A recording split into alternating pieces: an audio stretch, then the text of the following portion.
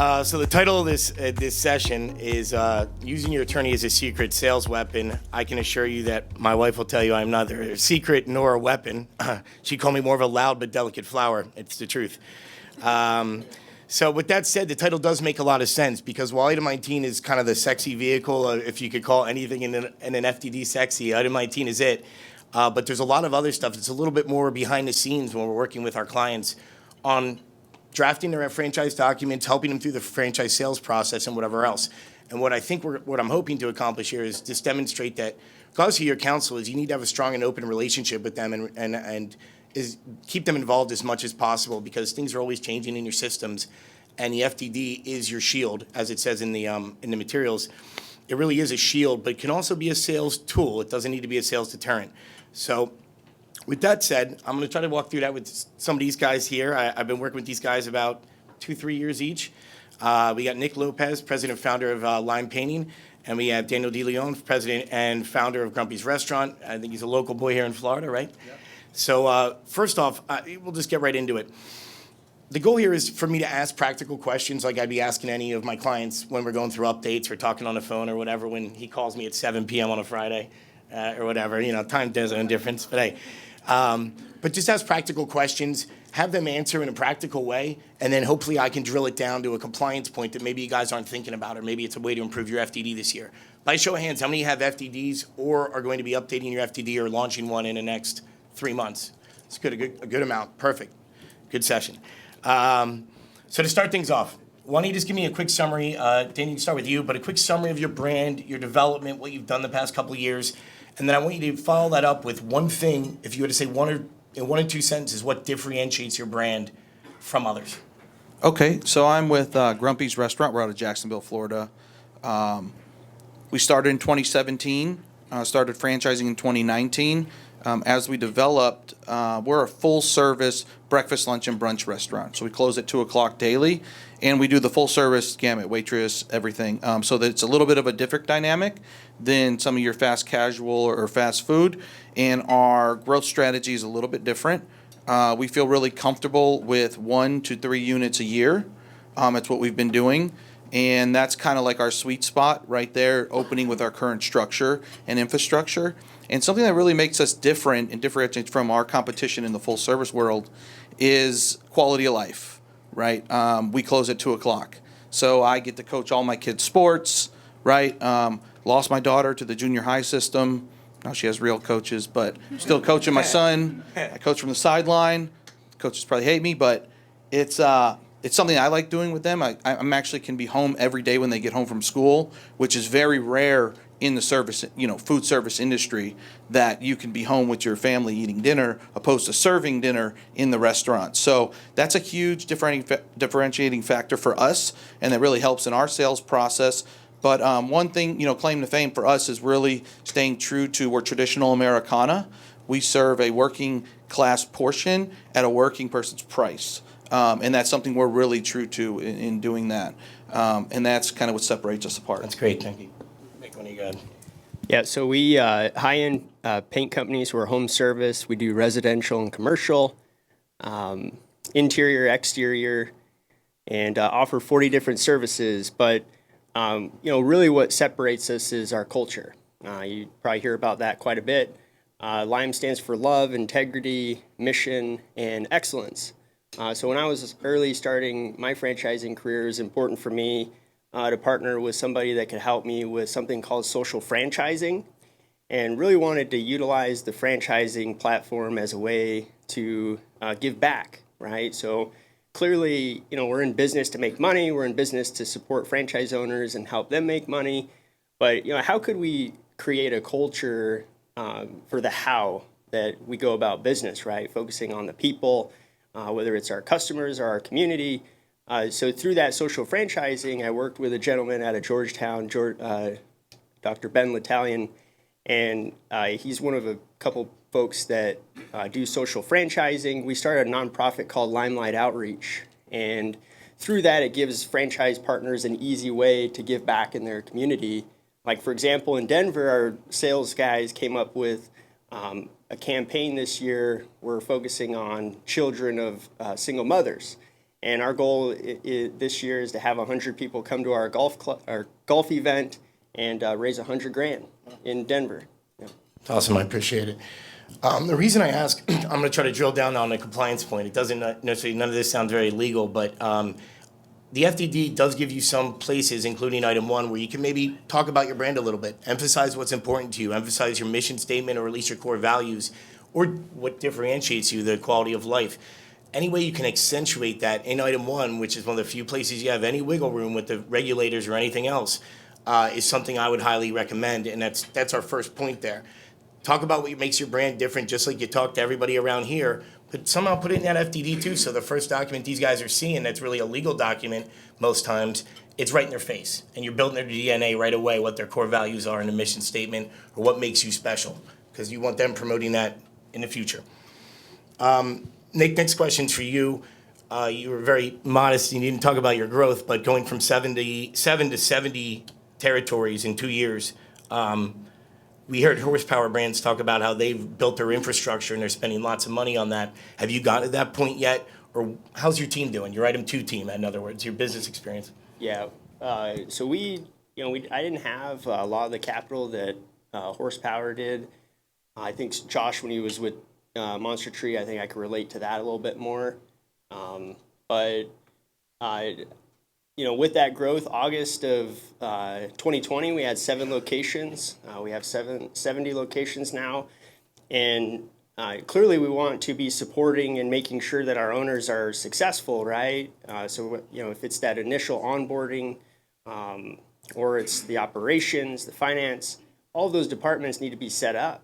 And, I was bootstrapping it. So, it was just me and who is now our VP of operations that, we're doing discovery days and supporting owners, and we were the leadership team. And so that has grown significantly. We now have a couple folks, they're VPs on our leadership team, and then we're up to about 12 people on our support team, marketing coordinators, estimators, proposal builders, all supporting our franchise owners. Each one of those departments had to be structured and systematized, staffed.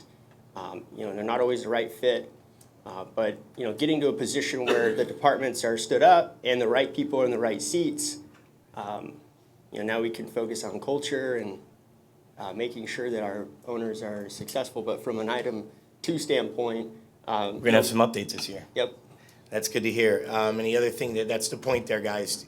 The officers, directors, managers, board of directors, whatever you call it, if you're listed in the operating agreement as somebody who's important, you probably should be in item 2. And if you're not, and you don't put it in there, that gives some people a get out of jail free card, or some franchisee who says they wouldn't have bought had they known this guy was part of your team. The other part about this is finding the right people. And that goes beyond culture, because item 3 and 4 of the FDD require you to put 10-year litigation history and bankruptcy history on everybody in item 2. So either you have to be in item 2, which a lot of times any of your managers do. Sometimes you don't always look at their background history 8-10 years ago, and that can come up. But from a compliance and sales standpoint, this is more of a pitfall. Don't select somebody, or certainly know going in that they have item 3 litigation to talk about, or item 4, because as a young brand, whether you have 7 or 70 or you got 6, 7 sold, it doesn't, when you're young like this, stuff like that can distract prospects, in my experience from what I've heard. And it kind of gets them second guessing, or maybe going to the next FDD or a competitor. So keeping your item 3 and 4 clean starts with item 2, and obviously the franchisor and other entities. But when you're selecting people, make sure you're doing the background checks, obviously, but make sure they're not just a good culture fit. Make sure you're aware of any history they might have, whether or not it's a personal bankruptcy 8 years ago. It's just silly to have stuff like that sometimes in your FDD when you don't need to.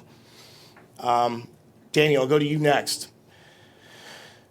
Talking about, as a young franchisor, how do you determine your initial franchise fee? Are you going to change it? Your royalties? Has anything changed in the first 2 years? How did you set those fees initially? And with your first 5 handful of franchisees, I know a lot of my clients want to say, well, Bill, I'm just going to negotiate this one time, and I'll just negotiate this one time. And I know I always push back on that with you guys, but can you talk to me a little bit about that process and what things you have given on versus things you haven't, in terms of the principal terms of the agreement? Yeah, so on the principal terms of the agreement, we choose really not to negotiate on our royalty, franchise fee, or anything like that. We set that stage early, that stuff's non-negotiable. Now, things that we will kind of get a little bit lenient on, especially from starting from us from zero, right? And bringing on that first franchisee, it's sometimes might take a little bit. Some franchisees know they have that first mover disadvantage, and then they know we really want to sell. So they feel like they have a little bit of leverage. But we kind of set that tone from the beginning that we're going to have a fair agreement, right? And we're going to keep it consistent. But we can, you can move a little bit on that first territory, or giving them more time to select that location and just having a better working relationship, opposed to giving reduced royalty, reduced franchise fees. It's things we really didn't want to get into. We did have a lot of interest, so we were very blessed that we didn't have like maybe just one person interested, and we're like, well, we got to do whatever they say because we need this to try to springboard our sales process, and then we have some validation and we can roll after that. So we were very lucky that we have a lot of interest, still. And then when we're setting that fee, the franchise fee, I looked at it as a comparative analysis to my competitors in the full service industry because it's very different than other industries, right? Looked at that opposed to, and then in addition to what it's really going to cost us to onboard that franchisee, the legal fees associated with the franchise agreement, the training and getting that store open. We don't look at the franchise fee, we don't believe in looking at it as a revenue stream or a profit center. Really look at it as covering as much of those costs as possible and being competitive in the market. We're probably losing, we are losing on that end, but we feel that we're competitive, and our stores do a high average unit volume, 2.6, 2.7 million. So we get that money back quickly from the royalties. So we're in a position to where even though we may lose a little bit on the franchise fee, when it's all said and done, getting the store open, sending additional team members and training and all those things, we are comfortable with that because our royalty stream from that individual unit is fairly strong. And then also the royalties was the same type of analysis, looking at the industry average, and we really want it to be on that lower end. Being in the full service industry, you hear a lot about profit margins are so small. We didn't want to eat into that any more than what we thought was fair for both parties. So we have a 5% royalty and a $40,000 franchise fee. So we feel like it's very competitive and very strong in the industry, and that's really what we leaned on when we're looking at that, is that competitive analysis, and how we're going to position ourselves to not be just the value, like, we're going to do it for $20,000 and 2%. We're going to try to get people, but we have to run a strong corporate side, right? So we will need revenue to support that. Mm-hmm. That's good. And I guess the point to take away from this compliance-wise is a lot of times these deals, especially with young franchisors, they're willing to take on, they have a legacy franchisor, they want to get them in the door for validation or whatever they want to call it. But by negotiating those things, I'm always the guy who's like, no. But I mean, I get it with the first guy. Like, we did something with the brand fund contribution for one of the gentlemen, I think your first franchisee. Yep. But normally we don't touch those. And I'll tell you why. If you start doing that more than once or every once in a while, there might be disclosure obligations in item 6 and item 5 of your FDD where you have to tell everybody else that, look, last year I only sold 3, and 2 of them I gave them a half off franchise fee.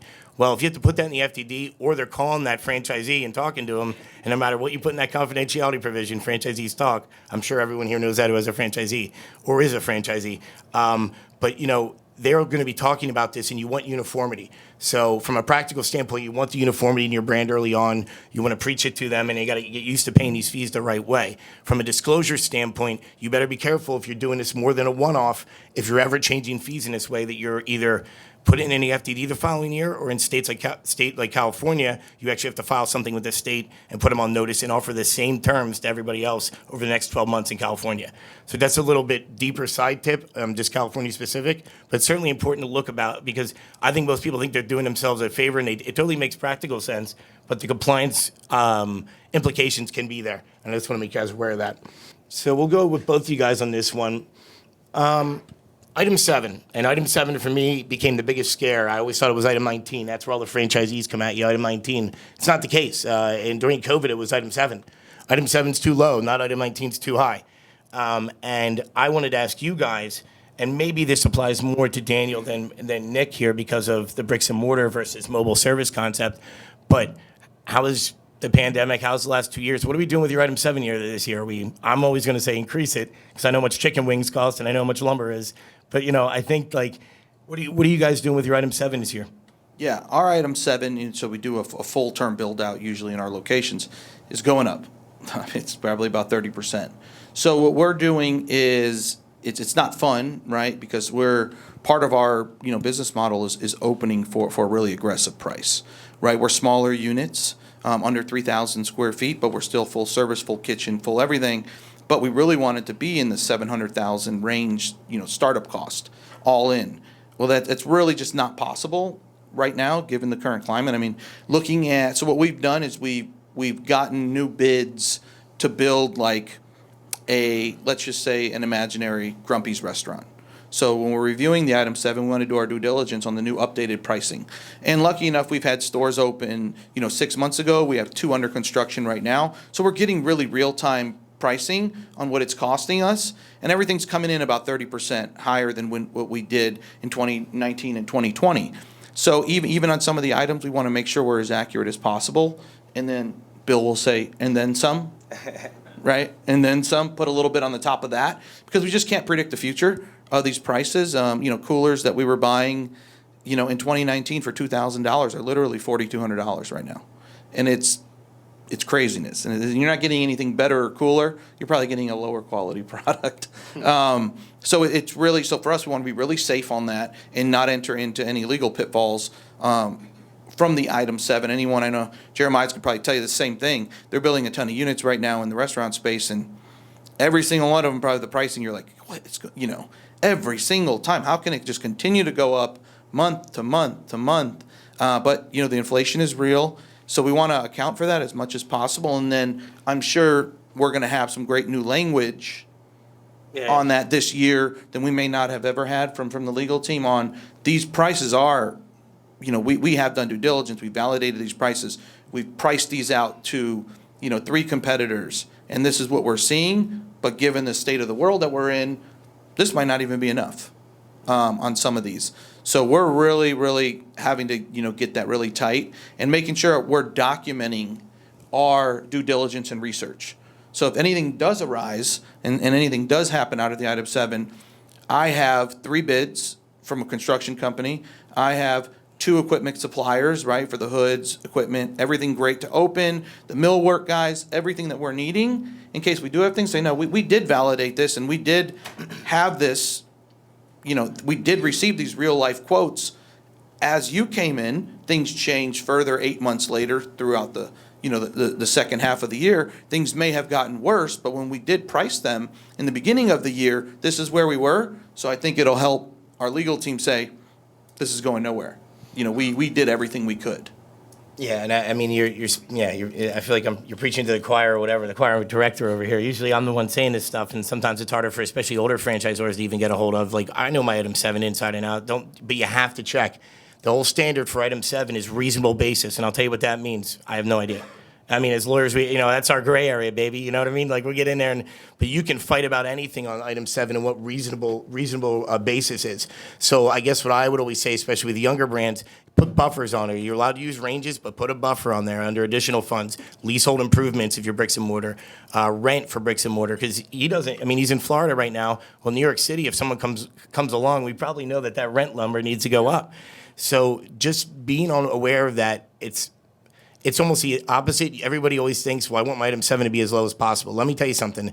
I think from my experience, maybe you guys will agree, most prospects, when they look at item 7, it's the opposite of item 19. They think they're going to be in the middle or on the bottom half. But as long as I have that higher number up there to protect myself or protect my client, it really helps. When they look at item 19, they're like, oh, I'm a great operator. I'm going to be the best, or I'm going to be in the top 20%. Well, it tends to be the opposite in item 7. So I would just encourage you, don't always try to make that item 7 as small as possible. If anything, try to make the range smaller, because that just means you're honing in on your suppliers. Like you said, do your due diligence, rely on your franchisee experience as you get new franchisees. That first one opens, guess what? That's probably the better indicator than your affiliate stores, because it's a franchise and they had to replicate it through someone else. So just make sure you're looking at that stuff and updating it every year as part of your update. It has to be done anyway. So just go ahead and do the extra work and put it in. Do you have anything to add on item 7? Your item 7's probably not changed much at all. Yeah, it's pretty straightforward. It goes straight non-brick and through. mortar. That's something you'll see in mobile service again with bricks and mortar. I mean, item 7 is most times more of an issue on that. They have invested more money, but that also, if they make a rescission claim, also gives you a lot more damages or potential damages. So it can get a little bit more scary than if you're investing, 70, 80 grand in some equipment and a truck or whatever and working from home or able to work out of a home-based business. So, but always, please, everybody, no matter what brand you are, check your stuff and make sure item 7 is accurate and you have a reasonable basis. And I think you're right that I've had to go into that with states and franchisee law cases and say, well, how did you substantiate that data? Why is it reasonable? And while I would just correct you and say, look, if it went up 50%, I'd still want to I want to put out a one-pager a supplemental disclosure statement to put out there. It's something you could do, and you can update your system as it goes out through the year without having to create a whole nother FTD. But other than that, you're on point there. All right, so let's go, Nick. I want to talk to you. And again, I'm just looking at things that are in the FTD that are kind of sales things, either a sales pitfall or a sales kind of tool. These have been pitfalls mostly and things not, to make sure you're doing right. Nick, let's talk about your territory, because in mobile service businesses, I can imagine that territory is a pretty big part of someone's analysis. If you're offering blank amount of households and they're offering twice that much for the same price, does that ever, how did you decide what to do with your territory? And do you look at that and revisit that? Go. Yeah, residential for us is protected and commercial not protected. So we're trying to award residential. And being that we're high end, what we care about is home value, right? So we want to work in the top third of home values in a market. And that's index. Boise, Idaho is, 500,000. Los Angeles, 1.5 million. Denver, 1 million. The clients that we're servicing in each market are different. But so we want to award 10,000 homes that are contiguous zip codes within that top third of a home value. So, initially we didn't know that. With the help of our partners, we were able to, partner up with a great territory tool and then build in that custom home value piece. That was hard for us to find. I think the more I've talked to other founders, that this is a piece that you have to figure out, especially if it's home service, what's right, how do you want to, are you awarding too much, not enough? But for us, the differentiation of our whole business and who we serve is the high-end homeowner. That's great. And there's two things. I mean, compliance-wise, look, just offer the territories like they say in item 12. Don't offer them a lot less unless there's some agreement or it's a non-traditional location like an airport or maybe even a food court if they still exist, or a stadium or something like that. Obviously, it's different then. But otherwise, just make sure you're item 12 and you're thinking about that, because that's not so much a pitfall as it is, look, is there a better way to market this? Is there a territory software that's going to tell me how to do something better? And if there is, why not do it? And because I think usually that if you're a young brand, you didn't already oversaturate, you haven't saturated the market yet, so this is the time to do it. That'd be my only point on that. Let's talk about, let's see, what's next? Have you guys lost any franchisees due to the pandemic? And, how do you explain that to prospects when you lose these franchisees and they're whatever? So we haven't lost any franchise owners due to the pandemic, but, I got into franchising and, whether it's a good thing or not, I think it's just who I am. Definitely a perfectionist, and my goodness, have been challenged to grow in this route because of this. But when I got into franchising, I thought, okay, well, I'm signing a 10-year agreement with this franchise partner, and I believe in this person. I love this person. They're coming into our family. There's no other option than to be successful for 10 years. And so when you have a situation come about where, it's no longer a good fit, and you need to find a new franchise partner for the location, how do you properly do that, right? I joined the IFA like back in 2015, and I didn't start franchising until 2018. And Shelly Sun wrote this book, Grow Smart, Risk Less, and in there she's really advocating for the IFA. So that gave me, step one to franchise, go to the IFA. And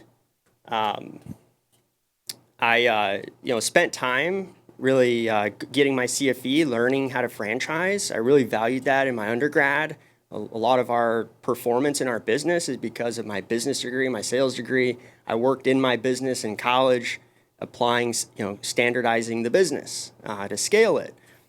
If you haven't read a book, E-Myth Revisited by Michael Gerber, I definitely recommend it. That was the book that changed my life in college. Mentor handed it to me. And, I'm saying all this because I got into this because I'm passionate about it. I'm obsessed about it. And I'm obsessed about partnering with our franchise owners and helping them be successful and ultimately bringing a ton of value to high-end homeowners across the country. And so when I have these situations where, really is a couple divorces that ultimately...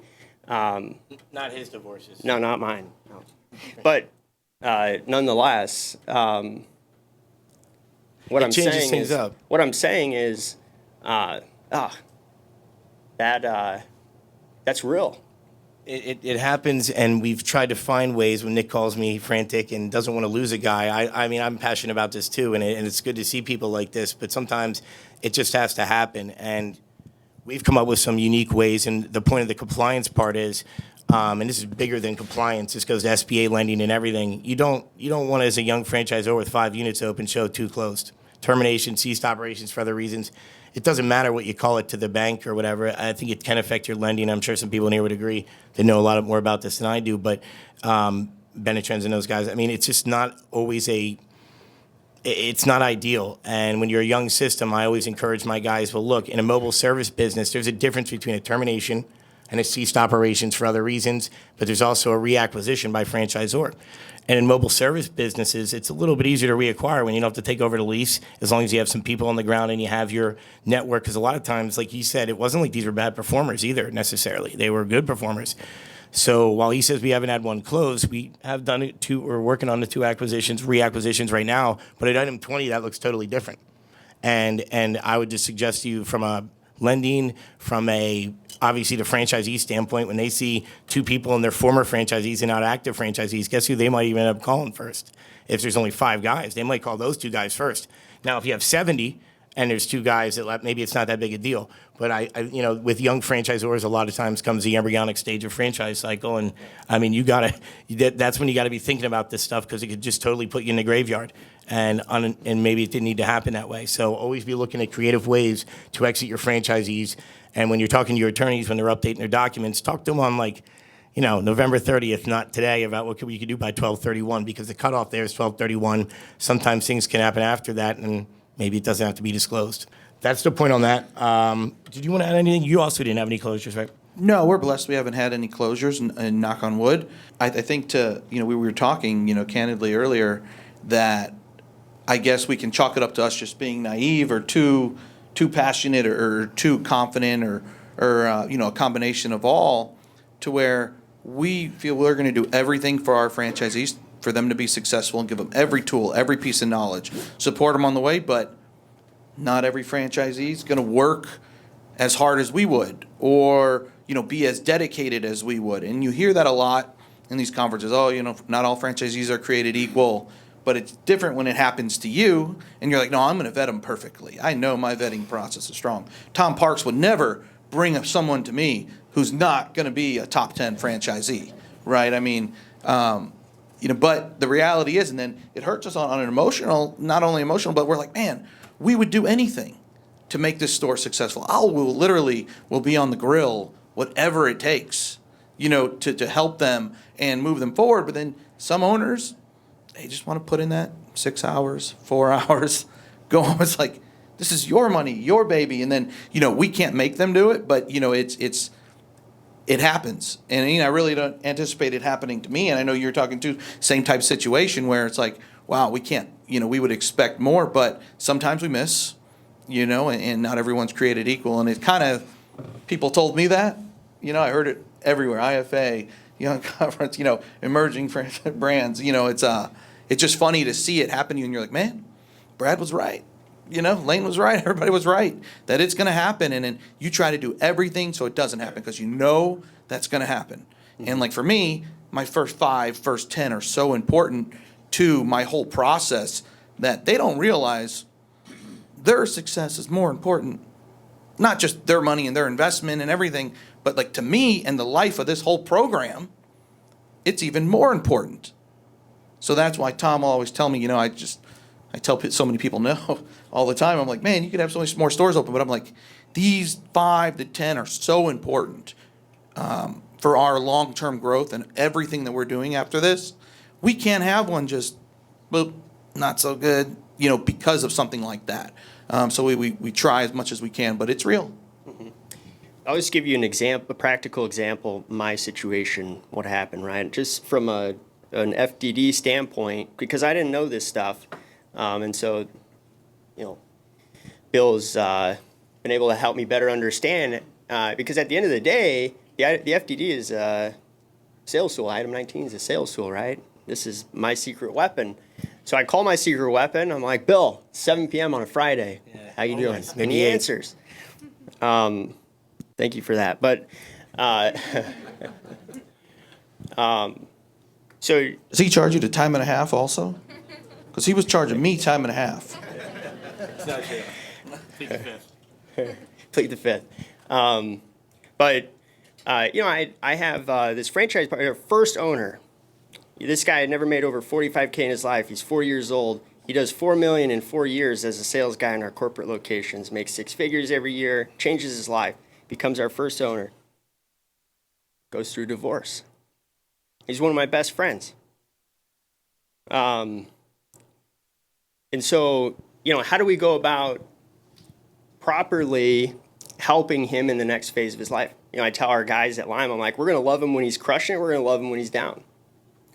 And so it's a location that's close to our corporate, thankfully. So, able to bring him on to the corporate team because he's just so talented. And phase him out of ownership, which clearly business ownership is stressful. And in this season of his life, it's just not the right thing. And so we're going to own it as a corporate location all year. We just reacquired it. We'll run it all year. And then we're going to give it to a guy that did 1.1 million in sales his first year. We're going to give it to him, and he's going to run the whole south part of the country. He already owns Colorado Springs, so he's going to merge the two between. And within 1 year, on the update, you just see a transfer from one owner to the next, but all year it was a corporate location.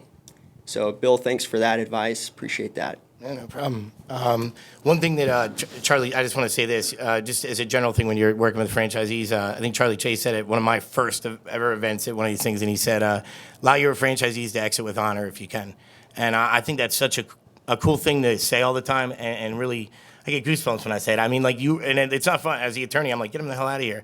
Let's ease that. But after learning the business side of it and the impact of that, especially with young franchisors, you got to work with them. And you got to be flexible. And if you can let them feel like they're exiting with honor, even if you're not letting them recoup any of their investment, which is usually the best way. I mean, if there's a way to do it that way. Because he's young, they're still in your FDD for another year as a former franchisee. And what are they going to say? You put confidentiality and non-disparagement in all day. What do they got to lose if they don't feel respected? And then it can come back and bite you a little bit when it shouldn't. Yeah, Bill, I'll end on this. So again, another IFA story. They have Stephen Covey come, and he wrote a book, The Speed of Trust. And I read that book, and they gave these flashcards exercises to work on building trust within your organization. And going through situations like this, because of the trust I had with my franchise partners, it made these reacquisitions and everything else, it's just a couple phone calls. And so anyways, I think, at the end of the day, we're working with people. And I just want to remind, just focus on the franchise partners and the trust you have there, the relationships you have there, their success. Well, don't lose that when you're up to 700 territories, all right? Because that's important, I think. And I think that's one of the reasons you've grown so quickly and gotten everybody open, which is really important. I'm going to move to a different issue. This isn't really compliance related, but listen, how do you find the right prospect? You went from, you say you turned down a lot. You obviously turn down some, but obviously accept a lot as well. How do you do that? Do you have partners? I know you mentioned Tom, but did you guys use brokers or third party people right away?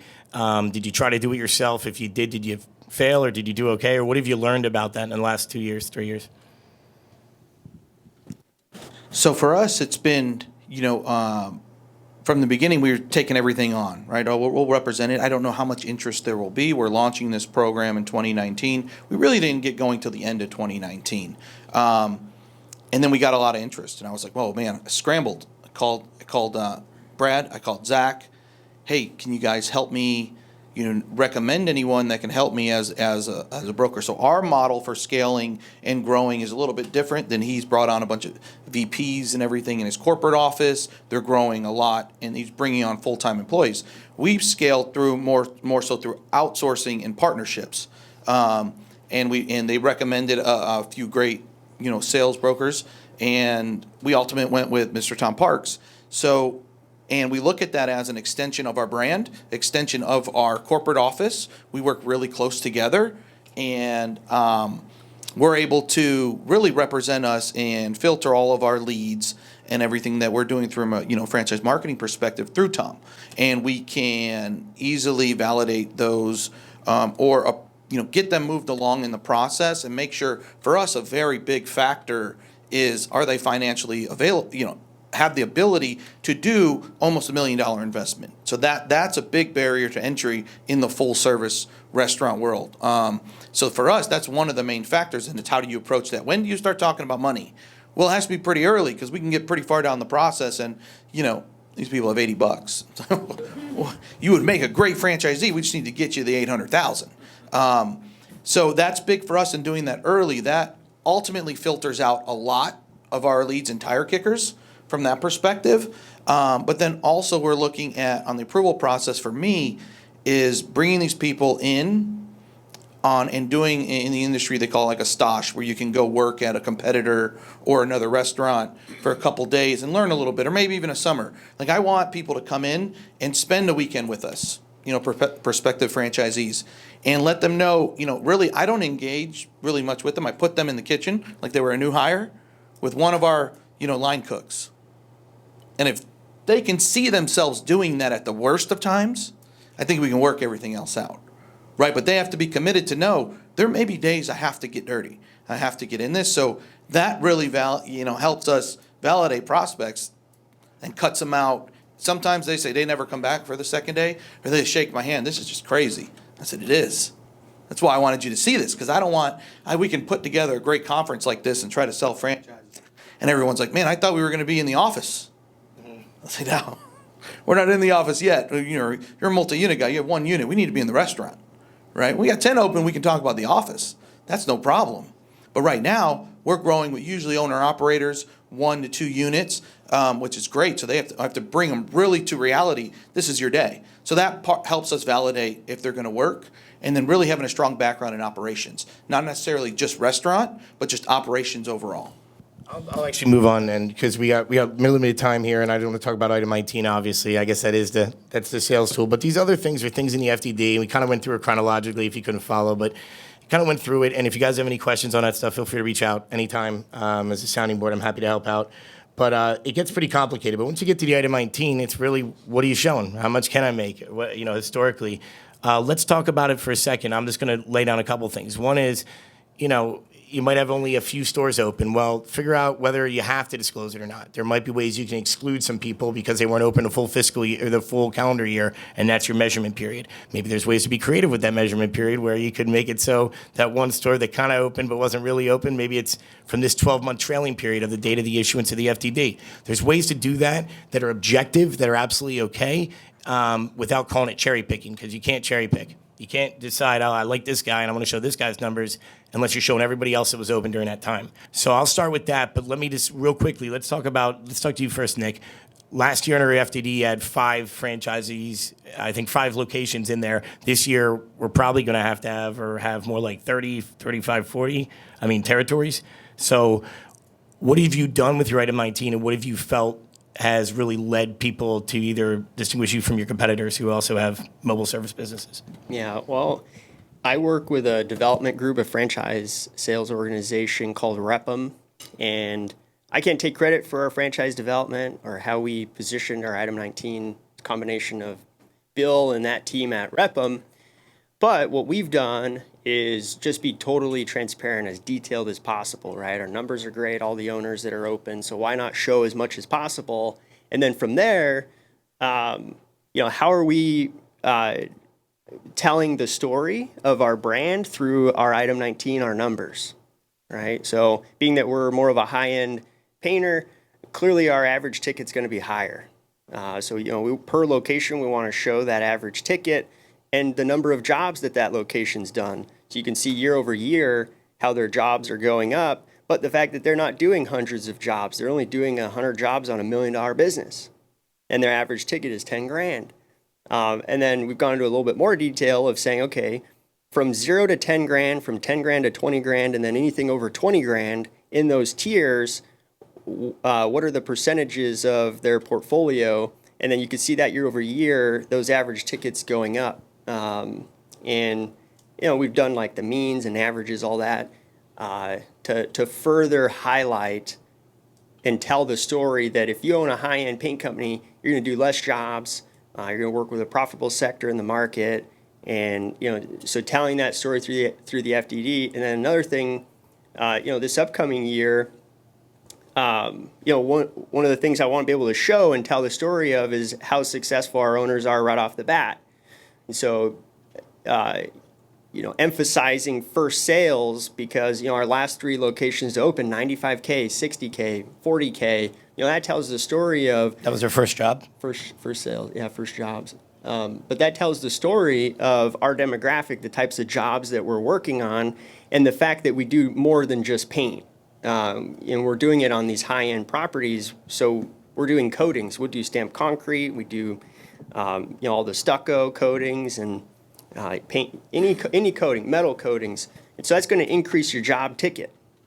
And so. Perfect. Yep. And you didn't have any downfall. I mean, I didn't bring this up, but during COVID, you didn't see anything change, right? A lot of mobile service businesses had that, and that's why private equity is all over them, I think, sometimes. But I mean, they didn't show nearly as much of that drastic, at least for a couple months during COVID, the early months. You just went right through, right? And with you, same kind of story. I know your item numbers stayed pretty good. Yeah, same kind of story. I mean, we're in great state of Florida, so we were open, most of the time, and we actually have, a lot higher numbers than we did the prior year. And then the same sentiment, we try to be very transparent. We will actually, we'll break down our item 19 in smaller categories, cost of goods sold and whatnot. But then we put a little disclaimer there. We will provide the detailed P&L upon request.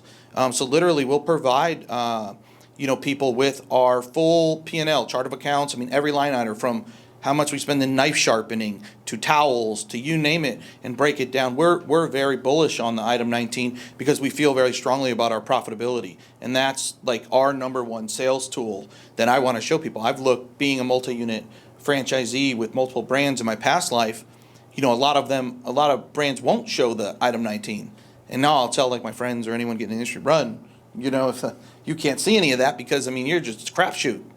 Everyone knows thinks they're going to do great, but really, how are we looking? What's going on here? So no, we really choose to do a very detailed item 19, and it's easier with just 5 or so units.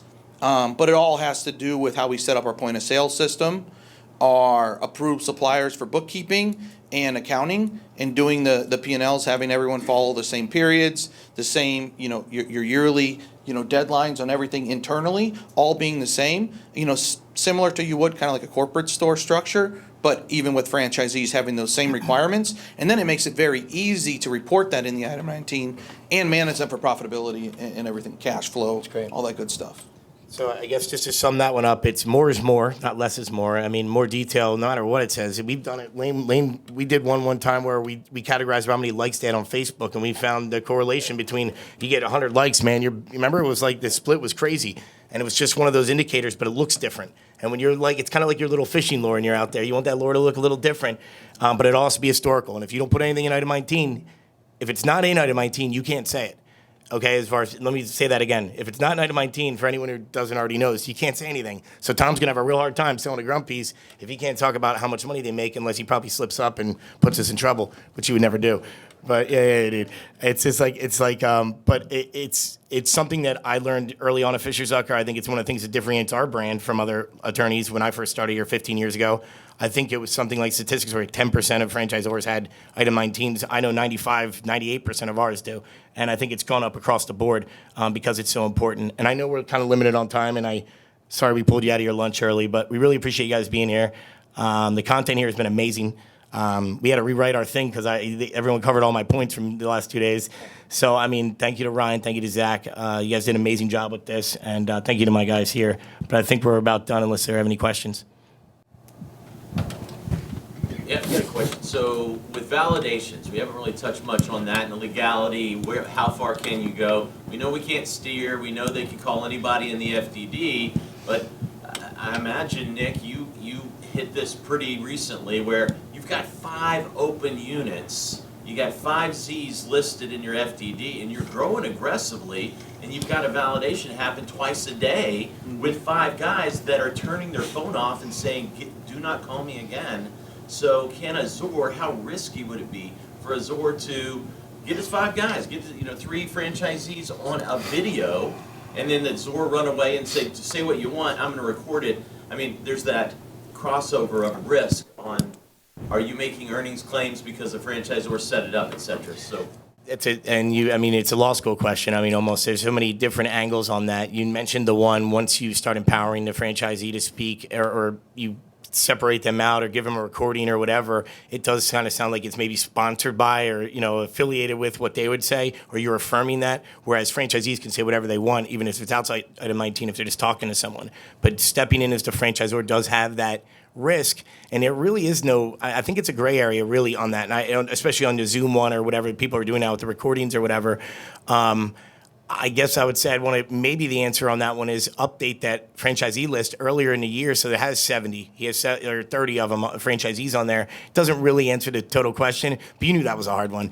I mean, I don't want to say, but you can't steer. You tell them to go to this guy, not this guy. As long as they have the full list, you're compliant. It's just a matter of whether or not the sponsorship comes in, and if you're ever going to give them like a referral fee or a break. I think some of that stuff would have to be disclosed in item 5. I don't know your answer on the Zoom one yet, but I'll think about it some more. That's a typical lawyer answer. I'll get back to you. Does it matter if it has earnings information in it or not? Well, that's a good point. I guess if you were just saying I like the brand or whatever else, and you weren't making earnings claims, I think it lessens. I think it lessens the harm there. But I don't know if it's still totally you're in the clear there if you're kind of sponsoring it or you're picking those 3 guys. Maybe if you gave everyone the opportunity to do it and those who volunteered to do it, maybe then that's a different process, right? I gave the option to everybody, only these guys did it. You can either call these guys or maybe this guy's an extra option. That's something interesting. It's probably actually happening all the time. I'm sure it is. But I wonder, I'll catch up with you on that. That's interesting. Anybody else? Anyone? We're good? All right, guys. Thank you so much. Appreciate you guys.